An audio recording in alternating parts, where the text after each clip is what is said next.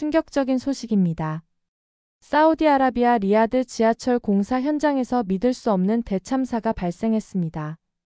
유럽 시공사 구간에서 발생한 대규모 붕괴로 15명의 작업자가 지하 깊숙이 갇혔고 그중 갇힌 사람 중 한국인들도 다수 포함되어 있었습니다. 현지 안전위원회는 구조 불가능, 추가 붕괴 위험 100%라고 단언했지만 이윤석 책임자는 불가능에 도전했습니다. 한국의 첨단 기술로 무장한 그가 사막의 죽음의 현장으로 몸을 던졌습니다. 도대체 그 지하 터널에서 무슨 일이 일어난 걸까요? 단순한 건설 현장이 양국 우정의 상징으로 바뀐 상상조차 못할 반전. 지금 공개합니다. 그 전에 잠깐 1초면 누를 수 있는 좋아요 한 번만 눌러주시면 영상 제작에 큰 힘이 됩니다. 뜨거운 사막의 열기가 공항 활주로를 뒤덮은 가운데 이윤석은 리야드 국제공항에 내리며 깊은 숨을 들이마셨습니다. 땀이 등줄기를 타고 흘러내렸지만 그의 표정은 단호했죠. 38살의 나이에 한국 건설사의 중동지사 현장 책임자로 발탁되어 사우디아라비아의 수도 리야드에 세계 최대 규모의 지하철을 건설하는 중책을 맡게 된 그였습니다. 윤석 형. 멀리서 익숙한 목소리가 들려왔어요. 동생 이도현이 환한 미소로 손을 흔들며 다가오고 있었습니다. 윤석은 미소를 지으며 동생을 바라보았어요. 벌써 도착했구나. 적응은 좀 되었어? 네, 형. 일주일 먼저 와서 현장도 둘러보고 기본 자료도 검토해봤습니다. 도현의 목소리에는 자신감이 넘쳤죠. 26살의 신입 엔지니어인 도현은 대학 시절부터 해외 건설 현장에서 일하기를 꿈꿔왔습니다. 그리고 마침내 첫 해외 프로젝트로 형이 이끄는 리야드 지하철 공사에 합류하게 된 거예요. 차를 타고 도심으로 향하는 길, 윤석은 창밖으로 펼쳐진 리야드의 모습을 바라봤습니다. 황량한 사막 위에 우뚝 솟은 현대적인 고층 건물들과 그 사이를 가로지르는 넓은 도로들. 이제 이 도시 지하에 한국의 기술력으로 거대한 지하철망을 구축하게 될 거였어요. 이번 프로젝트는 우리나라 건설 역사상 최대 규모의 해외 수주였지. 무려 12개 국가의 시공사들이 참여하는데 우리가 가장 핵심 구간을 맡았어. 윤석이 설명했습니다. 도현은 고개를 끄덕이며 말했어요. 대학 때부터 뉴스로만 봐왔던 프로젝트인데 제가 직접 참여하게 될 줄은 몰랐습니다. 정말 영광이에요, 형. 영광은 무슨. 앞으로 고생길이 훤하다고. 윤석이 웃으며 말했죠. 사막의 기후는 예측 불가능해. 낮에는 50도가 넘는 불볕더위, 밤에는 영하로 떨어지는 일교차. 게다가 모래폭풍까지. 한국에서 경험해보지 못한 환경이라 정말 어려울 거야. 도현은 진지한 표정으로 대답했습니다. 준비됐습니다. 형이 옆에서 이끌어주시면 잘 해낼 수 있을 거예요. 숙소에 도착한 두 사람은 짐을 풀고 곧바로 현장 사무실로 향했어요.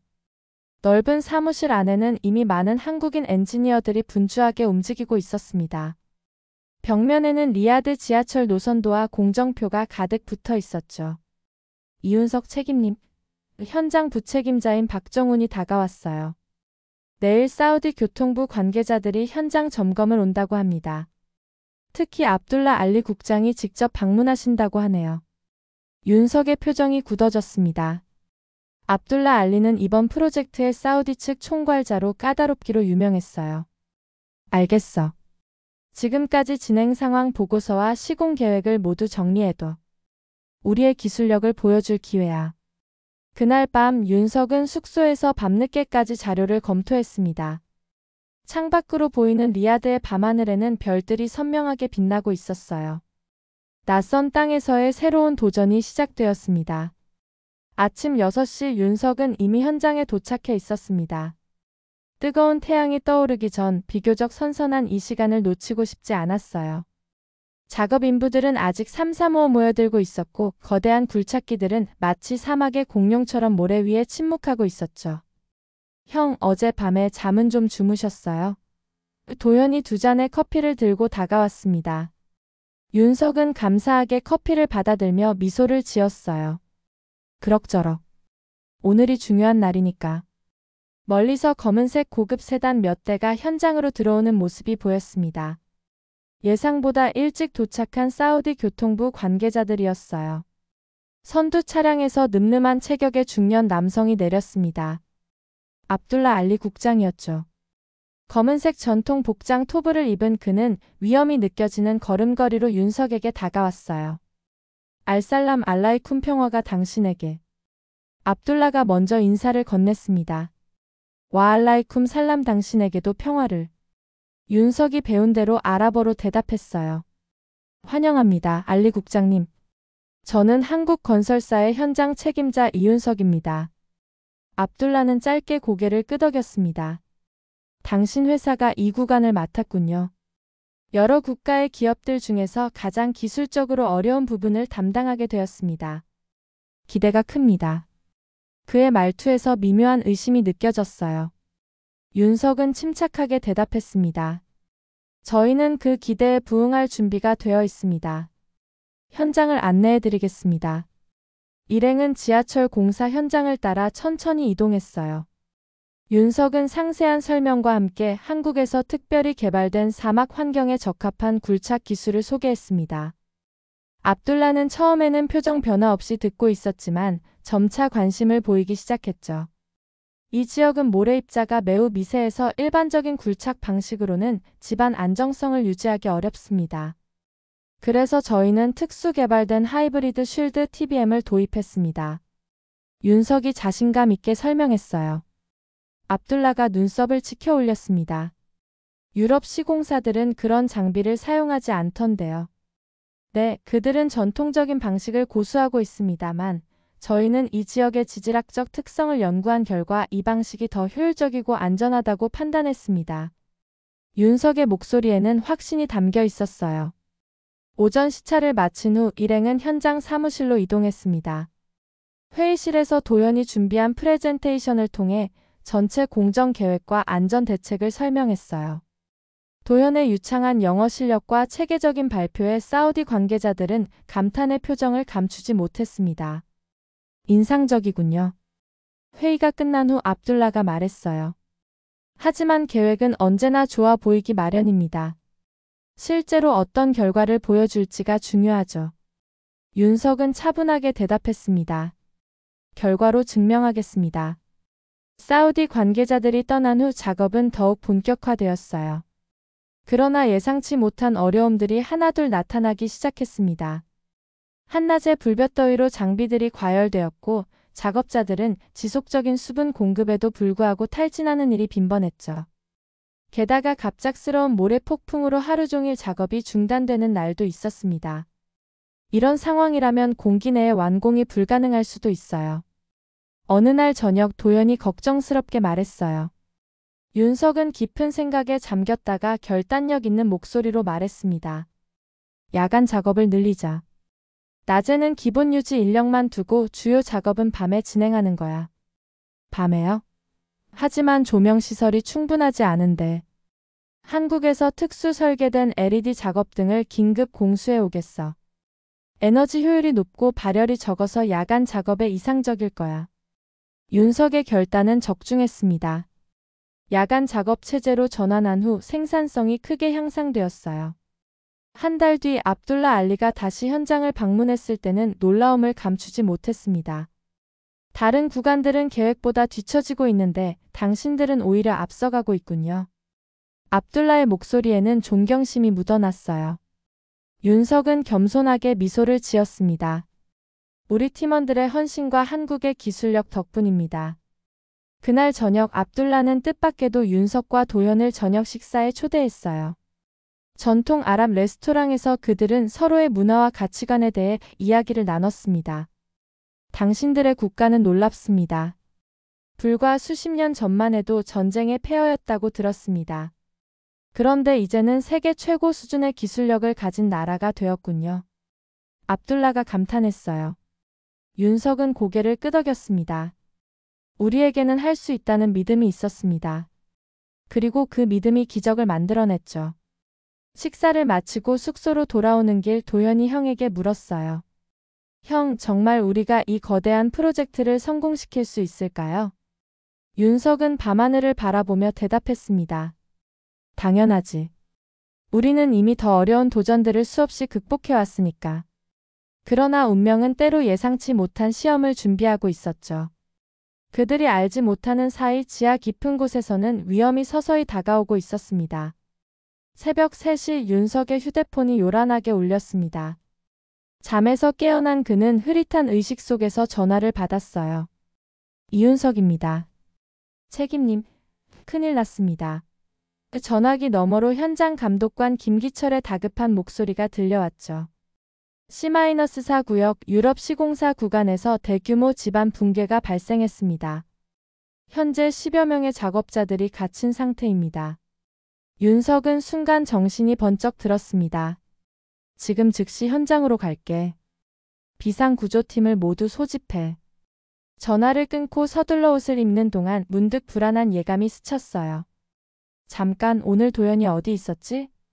그는 동생에게 전화를 걸었지만 연결되지 않았습니다. 불안감이 가슴을 짓눌렀어요. 현장에 도착하자 아수라장이.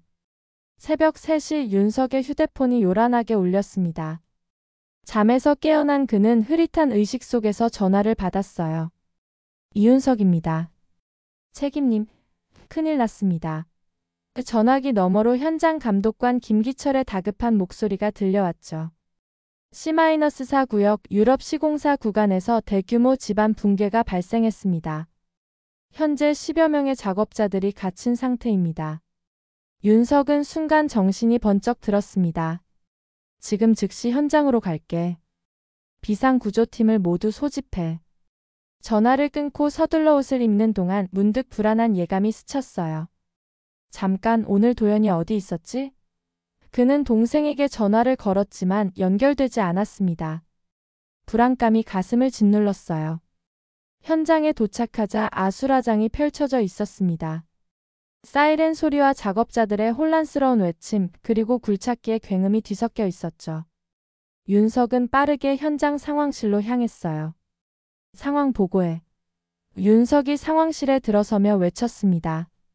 현장 안전 책임자 박지성이 긴장된 표정으로 설명했어요. 새벽 2시 50분경 C-4 구간의 터널 천장이 갑자기 붕괴했습니다. 유럽 시공사의 밤 근무자 팀 14명이 갇혔고 현재 구조 작업이 진행 중입니다. 윤석의 심장이 빠르게 뛰었습니다. 우리 쪽 인원은? 박지성은 목을 가다듬었어요. 그게 도현 엔지니어가 어제 저녁 기술 지원차 그쪽으로 파견되었습니다. 붕괴 당시에도 현장에 있었던 것으로. 윤석의 얼굴에서 핏기가 싹 가셨습니다. 동생이 그 붕괴 현장에 있었다니. 그는 가슴이 찢어지는 고통을 느꼈지만 현장 책임자로서의 냉정함을 유지해야 했어요. 현재 구조 진행 상황은? 유럽 시공사와 사우디 구조팀이 투입되었지만 추가 붕괴 위험으로 작업이 더뎌지고 있습니다.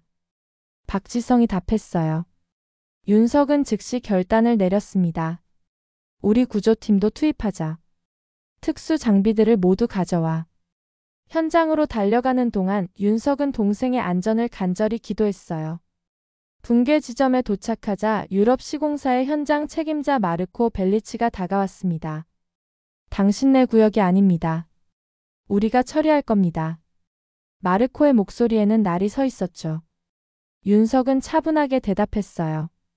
우리 인원도 안에 있습니다. 그리고 저희에게는 이런 상황에 대비한 특수 장비들이 있습니다. 잠시 긴장된 대치 후 마르코는 마지못해 고개를 끄덕였습니다. 윤석은 즉시 한국 구조팀을 이끌고 작업에 합류했어요. 한국에서 특별히 개발된 집안 안정화 장치와 초소형 탐지 로봇이 투입되었죠. 이 로봇은 좁은 틈으로도 들어갈 수 있고 열감지 센서와 초음파 탐지기가 장착되어 있습니다. 윤석이 설명했어요. 생존자의 위치를 정확히 파악할 수 있죠. 로봇이 보내오는 영상은 모두의 가슴을 철렁하게 만들었습니다. 붕괴된 터널 안에는 거대한 콘크리트 덩어리들이 위태롭게 걸쳐 있었고 조금만 건드려도 추가 붕괴가 일어날 것처럼 보였어요. 생존자 신호 감지.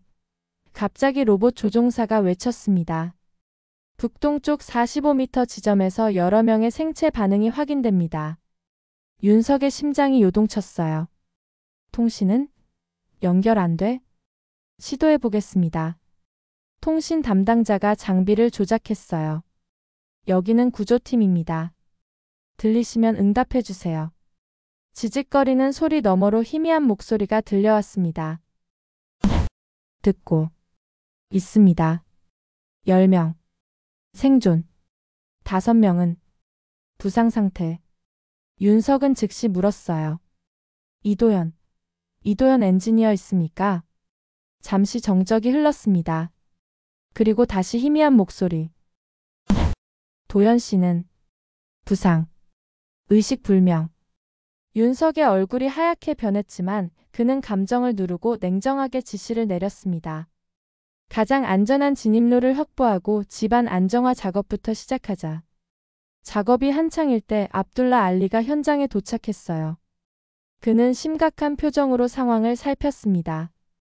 이윤석 씨, 상황이 매우 위험해 보입니다.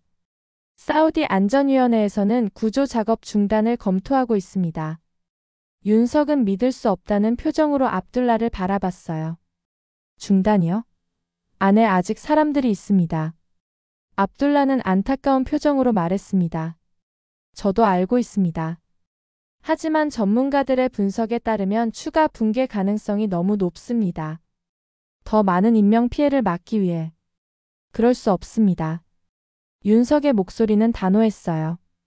저희에게는 기술적 해결책이 있습니다. 한국에서 개발된 특수 집안 안정화 공법을 사용하면 안전하게 구조할 수 있습니다. 압둘라는 한숨을 내쉬었습니다. 당신의 열정은 이해합니다만 결정권은 사우디 정부에 있습니다. 곧 최종 결정이 내려질 겁니다. 그날 오후 사우디 안전위원회는 결국 구조 작업 중단을 결정했어요. 윤석은 분노와 절망 속에서도 마지막 희망을 놓지 않았습니다. 그는 한국 본사와 긴급 화상회의를 소집했어요. 본사의 지원이 필요합니다. 이대로라면 동생을 포함한 모든 갇힌 작업자들이 위험합니다. 윤석의 목소리에는 간절함이 담겨 있었죠. 한국 본사 측에서는 즉각적인 지원을 약속했습니다. 최신 구조 장비와 전문가들을 즉시 파견하겠습니다. 중동에서 가장 가까운 두바이 지사의 장비도 오늘 밤 중으로 보내겠습니다. 윤석은 회의를 마치고 잠시 혼자만의 시간을 가졌어요. 그는 사진 한 장을 꺼내 보았습니다.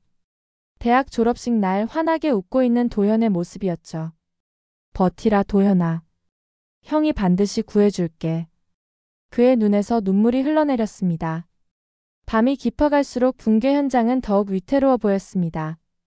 그러나 윤석의 마음속에는 이미 결심이 서 있었어요. 공식적인 구조 작업이 중단되었을지라도 그는 포기하지 않을 것입니다.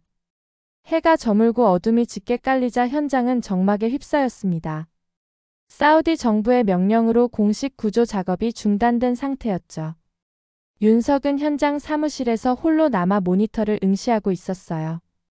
화면에는 마지막으로 탐지 로봇이 보내온 갇힌 작업자들의 영상이 정지된 채로 남아 있었습니다. 책임님. 박지성이 조심스럽게 문을 두드렸어요. 본사에서 보낸 특수 장비가 도착했습니다. 윤석은 천천히 고개를 들었습니다. 그의 눈에는 밤새 잠을 이루지 못한 피로가 서려 있었지만 동시에 강한 결의가 빛나고 있었죠. 마르코는 어떻게 됐지? 유럽 시공사 쪽은 철수 준비 중입니다. 내일 아침에 공식 성명을 발표할 예정이라고 하네요. 박지성이 답했어요. 윤석은 깊은 한숨을 내쉬었습니다. 그들도 포기한 건가? 압둘라 알리 국장이 찾아왔다가 돌아갔습니다. 당신을 만나고 싶어 했지만 회의 중이라고 말씀드렸어요. 윤석은 자리에서 일어났습니다. 장비들은 어디에 있지? 지하 창고에 모두 준비해 두었습니다. 본사에서 파견된 특수구조팀 6명도 함께 도착했고요. 윤석의 눈이 결연한 빛을 발했어요. 좋아. 모두 소집해. 비공식적으로라도 구조 작업을 재개하겠어. 박지성은 놀란 표정을 감추지 못했습니다.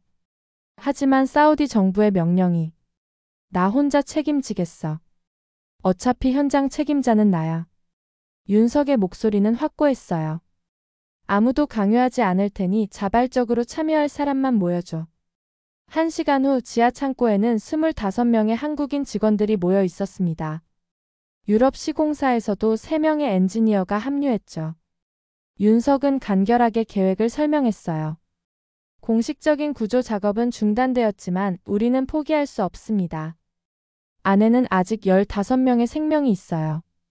윤석의 목소리가 약간 떨렸습니다. 내 동생도 그중 하나입니다. 모두가 숙연한 표정으로 고개를 끄덕였어요. 윤석은 계속해서 말했습니다. 본사에서 보낸 새로운 장비를 이용해 접근하겠습니다. 한국에서 특별히 개발된 집안 안정화 주입제와 초소형 굴착 로봇이 핵심이 될 거예요. 기술팀장 이수진이 보충 설명을 했습니다. 이 주입제는 모래와 접촉하면 즉시 경화되어 임시 터널을 형성합니다. 일종의 인공 동굴을 만드는 거죠. 그리고 이 로봇은 직경 30cm의 좁은 공간도 통과할 수 있어요. 계획은 명확했습니다. 공식 작업 구역을 피해 새로운 접근로를 만들어 갇힌 작업자들에게 도달하는 것이었죠. 모두가 긴장감 속에서 작업을 시작했어요. 자정이 지나고 윤석은 특수 장비가 설치된 임시 통제실에서 모니터링을 하고 있었습니다. 초소형 굴착 로봇은 이미 15m를 진입한 상태였어요. 갑자기 모니터의 적색 경고등이 깜빡였습니다. 집안 불안정성 증가. 로봇 조종사가 외쳤어요. 주입제를 분사합니다. 모두의 숨이 멈춘 순간이었습니다. 주입제가 성공적으로 분사되어 인공 터널을 형성했다는 신호가 돌아왔어요. 한숨을 돌린 것도 잠시 갑자기 외부에서 소란이 들렸습니다. 누가 왔어? 경비원이 황급히 통제실로 뛰어들어왔습니다. 사우디 경찰과 압둘라 알리 국장입니다. 윤석의 얼굴이 굳어졌지만 그는 침착하게 지시했어요. 작업을 계속해. 내가 나가서 대응할게. 밖으로 나온 윤석을 압둘라 알리가 심각한 표정으로 맞이했습니다. 이윤석 씨, 당신이 무슨 짓을 하고 있는지 알고 있습니까? 정부의 명령을 어기는 겁니다. 윤석은 똑바로 압둘라의 눈을 바라보았어요. 알리 국장님, 저희는 안전한 방법으로 구조 작업을 진행하고 있습니다. 우리의 기술력으로 충분히 가능합니다. 그건 당신의 판단일 뿐입니다. 전문가들은 이미 추가 붕괴 위험이 너무 크다고 결론 내렸습니다. 압둘라의 목소리는 단호했어요. 윤석은 간절한 표정으로 말했습니다. 국장님, 안에는 제 동생이 있습니다. 그리고 당신 나라의 국민들도 있어요. 그들을 포기할 수는 없습니다. 압둘라의 표정이 잠시 흔들렸지만 그는 다시 공식적인 어조로 말했어요. 이해합니다. 하지만 법과 절차가 있습니다. 이 작업은 즉시 중단되어야 합니다. 윤석은 마지막 승부수를 던졌습니다. 국장님, 제게 3시간만 주십시오. 만약 그 시간 안에 진전이 없다면 자발적으로 모든 작업을 중단하겠습니다. 압둘라는 잠시 고민하는 듯 했어요. 그의 눈에는 복잡한 감정이 교차했습니다. 마침내 그가 입을 열었죠. 공식적으로 허가할 수는 없습니다. 하지만 나와 경찰들은 현장 점검을 위해 3시간 정도 이곳에 머물 예정입니다. 그동안 무슨 일이 일어나는지는 볼 수 없을지도 모릅니다. 윤석은 압둘라의 진위를 깨달았어요. 그는 감사의 뜻으로 고개를 숙였습니다. 감사합니다, 국장님. 3시간의 시간이 주어졌습니다. 윤석은 통제실로 돌아와 작업 상황을 확인했어요. 로봇은 계속해서 전진 중이었고 이제 목표 지점까지 5m 남짓한 거리에 도달해 있었습니다. 생존자들과 통신이 연결되었습니다. 통신 담당자가 기쁨에 찬 목소리로 외쳤어요. 스피커를 통해 희미한 목소리가 들려왔습니다. 여기는 마티아스. 들립니까? 산소가 부족합니다. 윤석은 즉시 마이크를 잡았습니다. 마티아스, 여기는 이윤석입니다. 우리가 곧 도착할 겁니다. 이도현은 어떤 상태입니까? 도현은 의식이 없어요. 하지만 숨은 쉬고 있습니다. 윤석의 가슴이 철렁 내려앉았지만 그는 희망의 끈을 놓지 않았어요. 조금만 더 버텨요. 우리가 갈게요. 시간은 계속 흘러갔고 로봇은 마침내 생존자들이 있는 공간에 도달했습니다. 모니터를 통해 보이는 광경은 모두의 심장을 쥐어짰어요. 열악한 공간에 작업자들이 서로 의지한 채 누워 있었고 도연은 구석에 의식 없이 누워 있었습니다. 산소 주입 튜브를 삽입하세요. 윤석이 지시했어요. 그리고 확대 굴착을 시작합니다.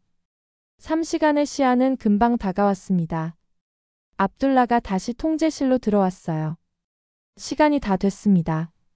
윤석은 간절한 표정으로 압둘라를 바라봤습니다. 우리는 그들에게 도달했습니다. 이제 구조할 수 있어요. 압둘라는 모니터를 바라보았습니다. 그의 눈에는 갈등이 서려 있었어요. 마침내 그가 결정을 내렸습니다. 이건 공식 기록에 남지 않을 겁니다. 하지만 계속하세요. 새벽 5시 윤석의 얼굴에는 극도의 피로가 역력했습니다. 하지만 그의 눈빛만큼은 더욱 강렬해졌어요. 압둘라의 묵인 아래 구조 작업은 계속되고 있었죠. 초소형 굴착 로봇을 통해 산소와 물, 그리고 최소한의 의료용품이 갇힌 작업자들에게 전달되었습니다. 윤석 씨. 압둘라가 조용히 다가왔어요. 상부에서 압박이 심해지고 있습니다. 더 이상 시간을 벌어들일 수 없을 것 같습니다. 윤석은 고개를 끄덕였습니다. 이해합니다. 지금까지의 도움만으로도 충분히 감사합니다. 당신이 하고 있는 일이 옳다는 것을 알고 있습니다. 압둘라의 목소리에는 진심이 담겨 있었어요. 하지만 법과 명령을 따라야 하는 제 입장도 이해해 주십시오. 윤석은 눈을 감고 깊은 숨을 들이마셨습니다. 그리고 결단력 있는 눈빛으로 다시 눈을 떴어요. 알리 국장님, 한 가지 제안이 있습니다. 말씀해 보십시오. 현재 상황에서 공식적인 구조 재개 명령을 받을 수 있는 방법이 있을까요? 압둘라는 곰곰이 생각하더니 대답했습니다. 아주 희박하지만 만약 붕괴 위험을 획기적으로 줄일 수 있는 기술적 해결책이 있다면 안전위원회를 다시 소집할 수는 있을 겁니다. 윤석의 눈이 빛났어요. 그것으로 충분합니다. 그는 즉시 한국 본사와 긴급 화상회의를 요청했습니다. 본사 연구소의 수석 연구원들이 화면에 나타났죠. 윤석은 현 상황을 상세히 설명했어요. 지하 구조를 안정화할 수 있는 새로운 방법이 필요합니다. 시간이 많지 않습니다. 수석 연구원 김태우가 고개를 끄덕였습니다. 사실 우리는 최근 초분자 집안 안정화 폴리머를 개발했습니다. 아직 상용화 단계는 아니지만 비상 상황에서는 사용할 수 있을 정도로 테스트를 마쳤어요. 그게 뭐죠? 윤석이 물었어요. 쉽게 설명하자면 집안에 주입되면 주변의 모래와 흙 입자를 분자 수준에서 결합시키는 화학 물질입니다. 일시적으로 콘크리트보다 단단한 구조물을 형성할 수 있죠. 윤석의 얼굴에 희망이 번졌습니다. 당장 필요합니다. 가장 빠른 방법으로 보내주세요. 이미 두바이 지사의 시제품이 있습니다. 헬리콥터로 3시간 내에 도착할 수 있을 겁니다. 회의가 끝난 후 윤석은 압둘라에게 상황을 설명했어요. 압둘라는 반신반의하는 표정이었지만 안전위원회를 소집하기로 약속했습니다. 하지만 객관적인 증거가 필요할 겁니다. 이론만으로는 설득할 수 없습니다. 윤석은 자신감 있게 대답했습니다. 증거를 보여드리겠습니다. 두바이에서 도착한 특수 화학물질은 현장에서 즉시 테스트되었어요. 작은 규모의 모래 언덕에 주입되자 마치 마법처럼 단단한 구조물로 변했습니다. 사우디 안전위원회 위원들은 놀란 표정으로 이를 지켜봤죠. 이 기술은 위원회 의장이 말을 더듬었어요. 어떻게 이런 것이 가능합니까? 윤석은 차분하게 설명했습니다. 한국의 나노기술과 화학공학의 결정체입니다. 저희는 이미 유사한 기술을 다른 지질학적 난제들에 적용해 왔습니다. 설명을 들은 후 위원회는 잠시 토론을 위해 자리를 옮겼어요. 그리고 30분 후 그들은 결정을 내렸습니다. 공식 구조 작업이 재개되었죠. 압둘라는 감탄의 표정으로 윤석에게 다가왔습니다. 놀라운 기술입니다. 당신 나라는 정말 대단합니다. 윤석은 겸손하게 미소를 지었어요. 위기 상황에서 우리의 잠재력이 발휘되는 것 같습니다. 공식 허가를 받은 후 구조 작업은 전례 없는 속도로 진행되었습니다. 한국팀의 기술력과 사우디 정부의 전폭적인 지원이 만나 시너지를 발휘했어요. 특수 폴리머를 이용해 안전한 접근로가 마련되었고 첨단 구조 장비가 현장에 투입되었습니다. 먼저 도현과 중상자부터 구출합시다. 윤석이 지시했어요. 그러나 상황은 여전히 위태로웠습니다. 접근로 확보 과정에서 몇 차례의 작은 붕괴가 발생했고 구조 인력 중 2명이 경상을 입었어요. 하지만 아무도 물러서지 않았죠. 첫 번째 생존자에게 접근했습니다. 구조팀장의 무전이 들려왔어요. 이탈리아인 마티아스입니다. 의식이 있고 이동 가능합니다. 1시간 후 첫 번째 생존자가 지상으로 올라왔습니다. 모든 사람들이 환호성을 질렀어요. 이어서 두 번째, 세 번째 생존자가 구조되었습니다. 도현에게 접근했습니다. 무전기에서 구조대원의 목소리가 들려왔어요. 상태가 좋지 않습니다. 즉시 의료진이 필요합니다. 윤석의 심장이 멎는 것 같았습니다. 의료진 리더인 김지영 박사가 즉시 준비를 마치고 터널로 내려갔어요. 15분 후 들것에 실린 도현이 마침내 지상으로 올라왔습니다. 도현의 얼굴은 창백했고 산소 마스크가 씌워져 있었어요. 몸 곳곳에 부상의 흔적이 있었습니다. 윤석은 동생에게 달려갔지만 의료진들이 즉시 응급처치 텐트로 도현을 이동시켰죠. 상태가 어떻습니까? 윤석이 김지영 박사에게 물었어요. 심각한 탈수 상태이고 다리에 골절이 있습니다. 그리고 폐에 먼지가 상당히 쌓여 있어 호흡 곤란을 겪고 있습니다. 김 박사의 표정은 심각했어요. 하지만 생명에는 지장이 없을 것 같습니다. 한국에서 새로 개발된 응급처치 키트가 큰 도움이 되고 있습니다. 윤석은 안도의 한숨을 내쉬었습니다. 그는 동생의 손을 꼭 잡았어요.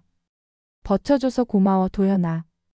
압둘라가 다가와 윤석의 어깨를 토닥였습니다. 당신의 형제는 강인한 사람입니다. 곧 회복할 겁니다. 다음 12시간 동안 나머지 작업자들도 모두 구조되었어요. 기적적으로 사망자는 없었습니다. 사우디 언론들은 이 모래 위의 기적을 대대적으로 보도했고 한국 구조팀의 활약이 집중 조명되었습니다. 그날 밤 윤석은 병원에서 잠든 도현의 곁을 지켰어요. 그는 창밖으로 보이는 리야드의 불빛을 바라보며 생각에 잠겼습니다. 위기의 순간에 빛을 발한 한국의 기술력과 헌신, 그리고 사우디 측의 믿음과 협력. 이 모든 것이 합쳐져 기적을 만들어냈다는 사실에 깊은 감동을 느꼈어요. 형. 희미한 목소리가 들려왔습니다. 도현이 눈을 뜨고 있었어요. 윤석은 기쁨에 차 동생의 손을 꼭 잡았습니다. 도현아, 괜찮아? 도현은 힘겹게 미소 지었어요. 난 괜찮아. 다른 사람들은? 모두 무사해. 다 구조됐어. 도현의 눈에 안도의 빛이 어렸습니다. 다행이다. 형, 내가 봤어. 우리 기술이 정말 대단해. 윤석은 동생의 이마에 가볍게 손을 얹었어요. 그래, 우리는 대단해. 이제 푹 쉬어. 모든 게 다 잘 될 거야. 사고 다음 날 리야드 시내 전체가 모래 위의 기적이라는 뉴스로 들썩였습니다. 현지 언론들은 한국 건설팀의 용기와 기술력에 찬사를 보냈고 사우디 국민들 사이에서는 한국에 대한 관심이 폭발적으로 증가했어요. 윤석은 이런 상황이 부담스러웠지만 그보다 중요한 것은 동생 도현의 회복이었습니다. 폐 상태가 예상보다 심각합니다. 김지영 박사가 병실 밖에서 윤석에게 말했어요. 먼지 입자가 깊숙이 들어가 있어 일반적인 치료만으로는 한계가 있습니다. 윤석의 표정이 어두워졌습니다. 그럼 어떻게 해야? 다행히 저희가 준비해온 나노 폐 세정 장치를 시도해 볼 수 있을 것 같아요. 김 박사의 목소리에는 조심스러운 희망이 담겨 있었죠. 한국에서 최근 개발된 기술인데 응급 상황을 위해 몇 대를 가져왔습니다. 나노 세정 장치요? 네, 미세한 나노 입자들이 폐 속 깊은 곳까지 들어가 유해 물질을 흡착해 제거하는 원리입니다. 아직 임상 시험 단계이지만 비상 상황에서는 사용이 허가되어 있어요. 윤석은 잠시 고민했습니다. 도현을 위한 최선의 선택이 무엇일까? 그는 결단을 내렸어요. 시도해 봅시다. 병실로 돌아온 윤석은 산소 마스크를 쓴 채 누워있는 도연의 모습을 보며 가슴이 아팠습니다. 그는 동생의 손을 조심스럽게 잡았어요. 도연아, 새로운 치료를 시도해보려고 해. 한국에서 개발된 최신 기술이야. 믿고 따라줄 수 있겠니? 도연은 힘겹게 고개를 끄덕였습니다. 그의 눈에는 신뢰와 희망이 담겨 있었어요. 치료는 즉시 시작되었습니다. 특수 제작된 마스크를 통해 나노 입자들이 도연의 폐로 들어갔고 첨단 모니터링 장비가 그 과정을 실시간으로 보여주었어요. 의료진들은 긴장된 표정으로 화면을 주시했습니다. 놀랍군요. 사우디 현지 의사가 감탄했어요. 폐 속 오염 물질이 실시간으로 제거되고 있습니다. 김 박사가 미소를 지었습니다. 이 기술은 원래 미세먼지가 심한 도시 환경을 위해 개발되었지만 이런 응급 상황에도 효과적이네요. 치료가 진행되는 동안 병원 로비에서는 뜻밖의 방문객이 윤석을 기다리고 있었습니다. 압둘라 알리였어요. 이윤석 씨 동생의 상태는 어떻습니까? 압둘라의 얼굴에는 진심 어린 걱정이 서려 있었죠. 윤석은 피곤한 표정으로 미소 지었습니다. 새로운 치료를 시도 중입니다. 희망적이라고 해요. 다행입니다. 압둘라는 잠시 침묵했다가 다시 입을 열었어요. 사실 공식적인 이야기를 전하러 왔습니다. 국왕 폐하께서 이번 구조 작업에 깊은 감명을 받으셨습니다. 한국의 기술력과 헌신에 대한 존경을 표하시며 리야드 지하철 프로젝트의 주요 구간을 모두 한국 측에 맡기기로 결정하셨습니다. 윤석은 놀라움을 감추지 못했어요. 그것은 엄청난 영광입니다. 또한 사우디 정부는 한국의 안전기술과 구조 시스템을 도입하기로 결정했습니다. 양국 간 기술 교류 프로그램을 시작하고 싶습니다. 이야기를 나누던 중 김 박사가 급하게 로비로 달려왔습니다. 윤석 씨, 도연 씨가 깨어났어요. 상태가 급격히 호전되고 있습니다. 윤석과 압둘라는 즉시 병실로 향했어요. 도연은 산소 마스크를 벗고 몸을 일으켜 앉아 있었습니다. 그의 얼굴에 혈색이 돌아오고 있었어요. 형. 도현의 목소리는 여전히 약했지만 또렷했습니다. 숨쉬기가 한결 편해졌어요. 윤석은 감격에 겨워 동생을 조심스럽게 끌어안았어요. 정말 다행이다. 정말. 압둘라는 감동의 순간을 지켜보며 미소 지었습니다. 이것이 바로 기적이군요. 사막에서 피어난 인간의 의지와 기술의 기적. 다음 날 도현의 상태는 놀라울 정도로 호전되었습니다. 의료진들은 한국의 나노 기술에 경탄을 금치 못했고 사우디 의료계에서는 이 기술의 도입을 적극 검토하기 시작했어요. 병실에서 요양 중인 도현은 태블릿으로 사고 현장의 복구 작업을 지켜보고 있었습니다. 형, 우리 기술이 정말 대단해요. 사고 이전보다 더 안전하게 보강되고 있어요. 윤석은 고개를 끄덕였어요. 그래, 위기는 때로 발전의 기회가 되기도 하지. 제가 갇혀있을 때 생각했어요. 도현의 목소리가 진지해졌습니다. 우리나라가 이렇게 발전한 것은 항상 어려움을 기회로 바꾸는 힘이 있었기 때문이란 거려. 그때 방문객들이 병실로 들어왔습니다. 사고 때 함께 갇혀있던 유럽 시공사의 엔지니어들이었어요. 그들의 표정에는 깊은 감사와 존경이 담겨 있었습니다. 우리의 생명을 구해주셔서 감사합니다. 이탈리아인 마티아스가 진심 어린 목소리로 말했어요. 당신들의 용기와 기술이 없었다면 우리는 살아남지 못했을 겁니다. 프랑스인 엔지니어 피에르가 덧붙였습니다. 저희 회사는 공식적으로 한국의 안전 시스템과 구조 기술을 도입하기로 결정했습니다. 함께 협력하고 싶습니다. 이 만남은 감동적인 화해의 시간이 되었어요. 국적과 회사를 초월한 인간적 유대가 형성되었고 모두가 함께 리야드 지하철 프로젝트의 성공을 위해 노력하기로 약속했습니다. 병원에서의 일주일이 지나고 도연은 마침내 퇴원 허가를 받았어요. 그는 아직 다리에 깁스를 하고 있었지만 휠체어를 타고 현장으로 복귀하기를 강력히 원했습니다. 정말 돌아가도 괜찮겠어? 윤석이 걱정스럽게 물었어요. 도연은 결연한 표정으로 대답했습니다. 네, 형. 우리가 시작한 일을 꼭 완성하고 싶어요. 이제 그 어떤 현장보다 안전하다는 것도 알고 있고요. 윤석은 동생의 의지를 존중하기로 했어요. 그들이 병원을 나서는 순간 놀라운 광경이 펼쳐졌습니다. 병원 앞에는 수십 명의 사우디 시민들이 모여 있었고 그들은 한국어로 쓰인 감사합니다 라는 팻말을 들고 있었어요. 이게 다 뭐지? 도연이 놀라서 물었습니다. 현장에서 달려온 박지성이 설명했어요. 사고 이후 한국에 대한 관심이 폭발적으로 늘었습니다. 한국어 학원에 등록하는 사람들이 급증했고 한국 문화와 기술에 대한 존경심이 대단해요.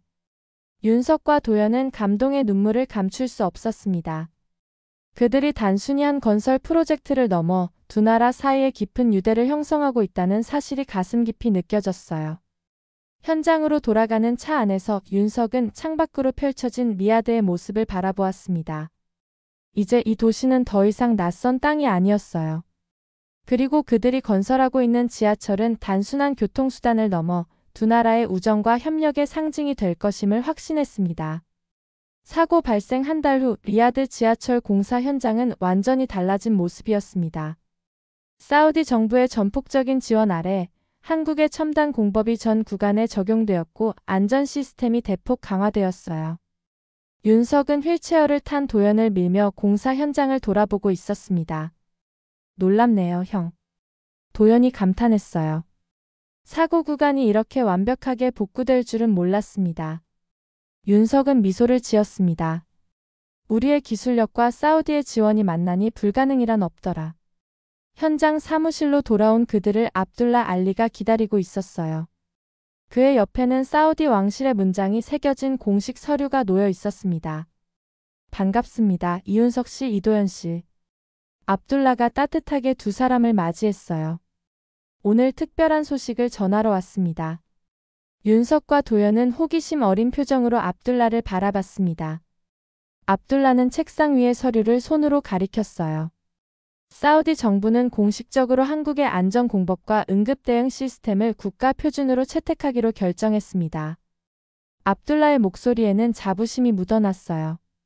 앞으로 사우디에서 진행되는 모든 대형 건설 프로젝트에 한국의 기술을 도입할 예정입니다.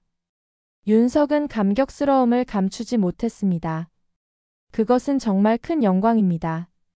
그뿐만이 아닙니다. 압둘라가 계속했어요.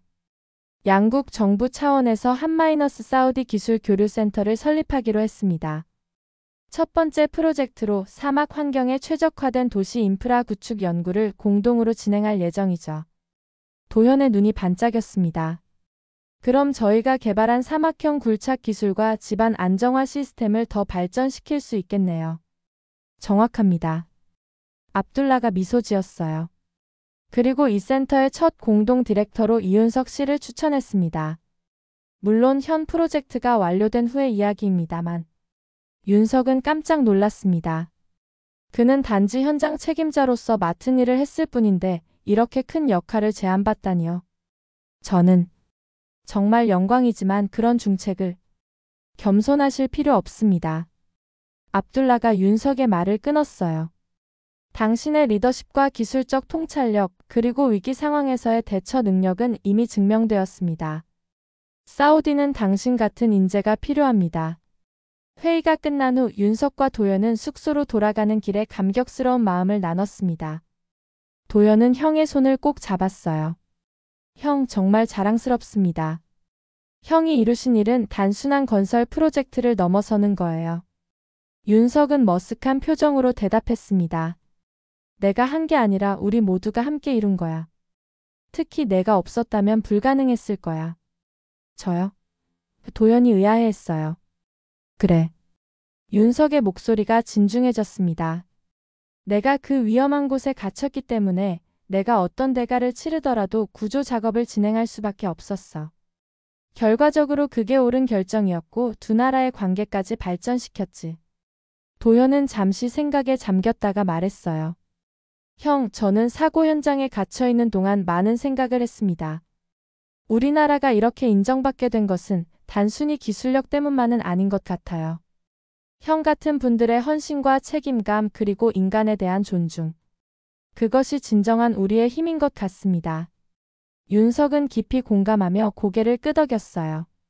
그날 저녁 리야드의 한 고급 연회장에서는 한국과 사우디 양국 관계자들이 참석한 특별한 만찬이 열렸습니다. 사우디 교통부 장관이 직접 참석하여 한국 건설팀의 공로를 치하했고, 한국 대사관 측에서도 이번 사건이 양국 관계 발전에 중요한 전환점이 될 것이라고 화답했어요. 만찬 도중 압둘라가 윤석에게 다가와 조용히 귓속말을 했습니다. 오늘 이 자리에 특별한 손님이 오셨습니다. 잠시 후 소개해드리겠습니다. 1시간 후 압둘라는 윤석과 도연을 연회장의 한쪽 개인 룸으로 안내했어요. 그곳에는 중년의 품이 있는 사우디 남성이 앉아 있었습니다. 압둘라가 정중히 소개했죠. 이윤석 씨, 이도연 씨, 이분은 사우디 왕실의 술탄 빈 압두라지즈 왕자님이십니다. 교통 인프라 담당 특별 보좌관이시지요. 윤석과 도연은 깜짝 놀라 공손히 인사했습니다. 왕자는 따뜻한 미소로 그들을 맞이했어요. 한국의 용감한 영웅들을 만나게 되어 기쁩니다. 왕자의 영어는 유창했어요. 여러분의 이야기는 저희 가족 내에서도 큰 감동을 불러일으켰습니다. 과찬이십니다, 왕자님. 윤석이 겸손하게 대답했습니다. 왕자는 진지한 표정으로 계속 말했어요. 저는 오늘 사적인 자격으로 이 자리에 왔습니다. 사실 갇혔던 작업자 중 한 명이 제 오랜 친구의 조카였습니다. 여러분 덕분에 그가 무사히 가족의 품으로 돌아올 수 있었지요. 윤석과 도연은 놀란 표정을 감추지 못했습니다. 왕자는 감사의 표시로 작은 선물 상자를 두 사람에게 건넸어요. 이것은 제 개인적인 감사의 표시입니다. 여러분의 용기와 헌신이 우리 두 나라 사이에 영원한 우정의 다리를 놓았습니다. 선물 상자에는 사우디 왕실의 문장이 새겨진 금 메달이 들어 있었습니다.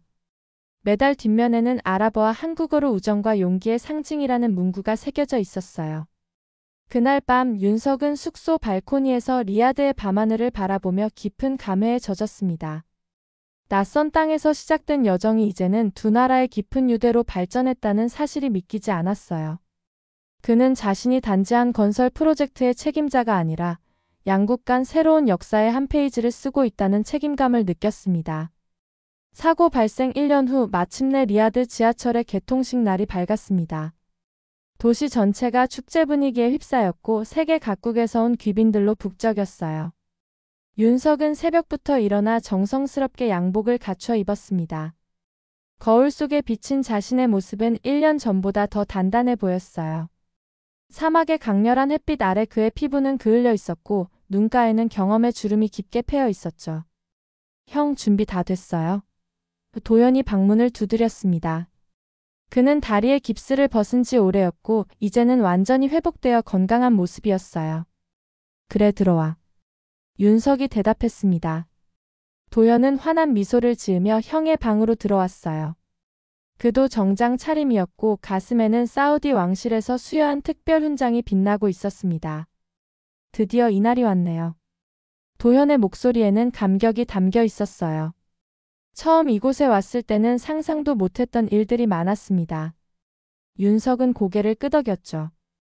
그래, 정말 많은 일들이 있었어. 이제 우리의 작품이 세상의 모습을 드러내는 날이구나. 두 사람은 함께 개통식이 열리는 리야드 중앙역으로 향했습니다. 도착하자 이미 많은 사람들로 붐비고 있었어요. 화려한 조명과 장식들이 역사를 빛내고 있었고 한국과 사우디의 국기가 나란히 걸려 있었습니다. 이윤석 씨, 이도연 씨. 멀리서 익숙한 목소리가 들려왔어요. 압둘라 알리가 그들을 향해 손을 흔들며 다가오고 있었습니다. 알리 국장님, 오늘따라 더 젊어 보이시는군요. 윤석이 농담처럼 말했어요. 압둘라는 환하게 웃었습니다. 오늘은 제 인생에서 가장 자랑스러운 날 중 하나니까요. 사실 이 프로젝트를 시작했을 때만 해도 이렇게 성공적으로 완성될 줄은 몰랐습니다. 세 사람은 VIP 대기실로 안내되었어요. 그곳에는 사우디 고위 관리들과 한국 측 대표단이 모여 있었습니다. 윤석은 한국에서 온 건설사 회장님과 인사를 나누었어요. 윤석 씨, 자네가 해낸 일은 우리 회사 역사에 길이 남을 업적일세. 회장님이 감격스러운 목소리로 말했습니다. 단순한 건설 프로젝트를 넘어 양국 간 신뢰의 다리를 놓았으니 말이야. 개통식은 오전 10시에 시작되었습니다. 사우디 국왕의 대리인으로 참석한 왕자가 축사를 했고 이어서 한국 대사의 연설이 이어졌어요. 그 뒤로 다양한 문화 공연이 펼쳐졌는데 특히 한국 전통 무용과 사우디 전통 춤이 함께 어우러지는 합동 공연은 관객들의 뜨거운 박수갈채를 받았습니다. 마침내 테이프 커팅 순간이 다가왔어요. 사우디 왕자와 한국 대사가 함께 가위를 들고 서 있었고 그 옆에는 윤석과 압둘라 그리고 도연이 서 있었습니다. 커다란 박수 소리와 함께 테이프가 잘렸고 리야드 지하철은 공식적으로 개통되었습니다. 이제 첫 시승을 하겠습니다. 사회자가 안내했어요. 왕자님과 귀빈들께서는 첫 번째 열차에 탑승해 주시기 바랍니다.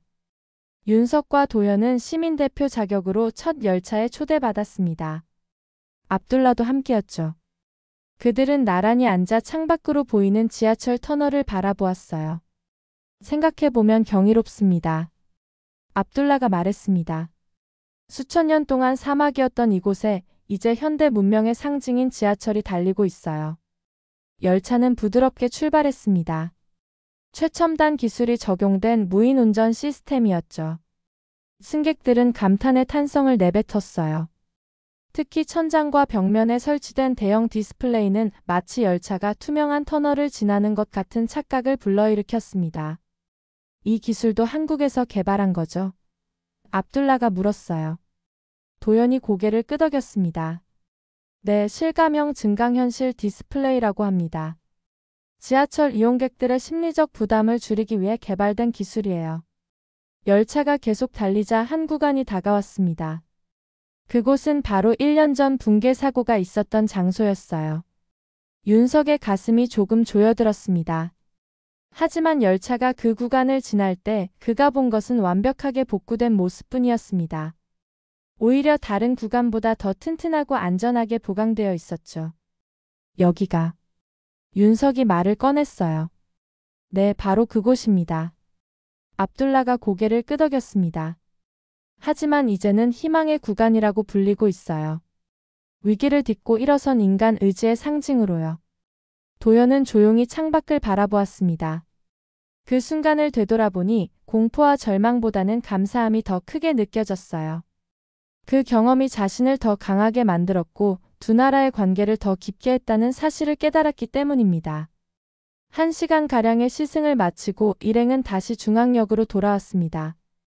이제 일반 시민들에게도 지하철이 개방되었고 많은 사람들이 설레는 마음으로 지하철역에 모여들었어요.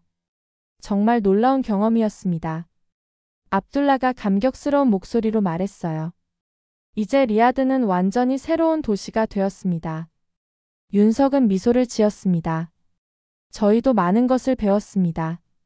이 프로젝트는 우리 회사의 기술력을 한 단계 끌어올렸어요. 그뿐만 아니라 도연이 덧붙였습니다. 인간적으로도 성장하는 기회였습니다. 서로 다른 문화와 배경을 가진 사람들이 하나의 목표를 위해 협력할 수 있다는 사실을 깨달았어요. 개통식 행사가 마무리되어 갈 무렵 압둘라는 윤석과 도연을 조용한 장소로 안내했습니다. 그는 주머니에서 작은 상자 2개를 꺼냈어요. 개인적인 선물입니다. 압둘라가 상자를 건넸습니다. 우리 우정의 기념으로 받아주십시오. 상자 안에는 사우디 전통 양식으로 만들어진 금빛 모래시계가 들어 있었어요. 모래시계 받침대에는 아랍어와 한국어로 모래 위에 기적이라는 문구가 새겨져 있었습니다. 정말 아름다운 선물입니다. 윤석이 감동하여 말했어요. 영원히 간직하겠습니다. 압둘라는 미소를 지었습니다. 모래시계는 우리 삶과 같습니다. 때로는 쉽게 흘러가고 때로는 뒤집혀 새로운 시작을 맞이하죠. 하지만 그 안의 모래는 항상 그대로 남아 있습니다. 우리의 우정도 그와 같기를 바랍니다. 해질녘 윤석과 도연은 지하철역 옥상 전망대에서 리야드의 전경을 바라보고 있었습니다. 황금빛 석양이 도시를 물들이고 있었고 새롭게 개통된 지하철은 도시의 혈관처럼 생명력을 불어넣고 있었어요. 형, 우리가 정말 대단한 일을 했네요. 도연이 감격에 젖은 목소리로 말했습니다. 윤석은 동생의 어깨를 감싸 안았어요. 그래, 우리는 단순히 지하철을 만든 게 아니야. 두 나라 사이에 다리를 놓은 거지. 그리고 우리 대한민국의 기술력과 정신을 세계에 보여준 거고요. 도연이 자랑스럽게 덧붙였습니다. 멀리서 지하철이 달리는 소리가 들려왔어요. 그 소리는 마치 새로운 시대의 시작을 알리는 팡파르 같았습니다. 윤석과 도연은 말없이 그 소리에 귀를 기울였고 그들의 가슴에는 자부심과 희망이 가득 채워졌습니다. 사막의 모래 위에 세워진 기적 같은 지하철은 이제 두 나라의 역사에 영원히 남을 협력과 우정의 상징이 되었습니다. 그리고 그 기적의 중심에는 자랑스러운 대한민국의 기술력과 정신이 빛나고 있었습니다. 이윤석과 이도현 그리고 압둘라 알리는 석양을 배경으로 서로에게 깊은 감사의 악수를 나누었습니다. 그들의 앞에는 더 넓은 세계와 더 큰 도전이 기다리고 있었지만 지금 이 순간만큼은 그저 이루어낸 기적에 감사하며 행복을 만끽했습니다. 모래 위의 기적은 이렇게 완성되었고 그 이야기는 오랫동안 많은 이들에게 희망과 영감을 주는 전설이 되었습니다. 여러분은 사연에 대해서 어떻게 생각하시나요? 댓글로 여러분의 의견을 들려주세요. 이 이야기가 흥미로우셨다면 좋아요를 눌러주시면 영상 제작에 큰 힘이 됩니다. 앞으로 더 깊고 흥미로운 이야기를 전해드리겠습니다.